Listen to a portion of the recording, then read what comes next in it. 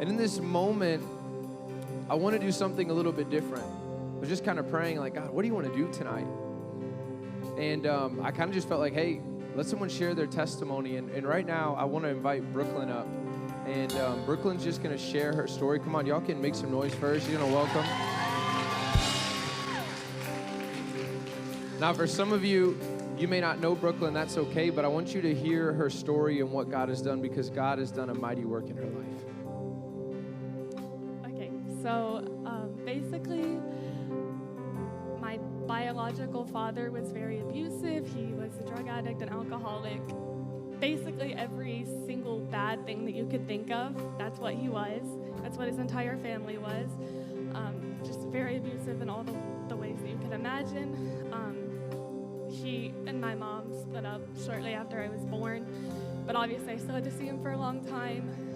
But long story short, he did end up abandoning us completely. He was like $150,000 in child support, just completely abandoned and rejected. And so I was actually blessed enough that God did bring someone else for my mom to marry that I consider to be my dad, so I still had a father figure. But I still struggled with feeling like I didn't have the right to feel anything from my biological father because of that. And so for years and years and years, I just went on and said, oh, well, I'm fine. You know, like it ended up better for me than what it normally does. But I didn't realize that it was eating me alive. All the abandonment that I felt, the rejection that I felt, the pain of him not caring, because I couldn't fathom why he didn't care. I couldn't fathom why he wouldn't change, why he wouldn't love and protect me. And unknowingly, I translated that to Jesus. I grew up in church. I grew up hearing about the price that Jesus paid, the fact that he died on the cross for us. And I said, yeah, I believe it, but I didn't. I let what happened to me cloud me.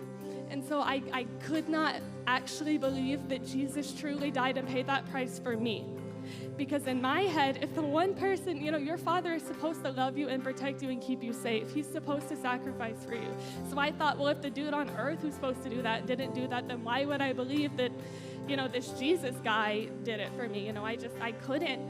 But I don't even know how to explain it. One day he just said, like, listen, I did do this for you. And it had clouded everything, all my relationships, like everything. I felt so unloved, so unworthy. I felt so abandoned, and I couldn't feel the love of Jesus. But slowly he just began to like literally wrap me in his love and his peace and remind me that he did pay that price for me. He did care, and he does protect me. He saw me through everything that he did. He saw me through everything that happened to me, and he cared. And he loves me. And it doesn't matter if you don't have a father at all, because no one in here is fatherless, because Jesus is the ultimate father. And I just want y'all to know that he really does love you so much, and that all you have to do is keep your arms open, because for years mine were closed, but he didn't stop chasing me. He was still loving me and chasing me even whenever I was rejecting him and saying, no, you don't. So I just want you to know that he loves you so much.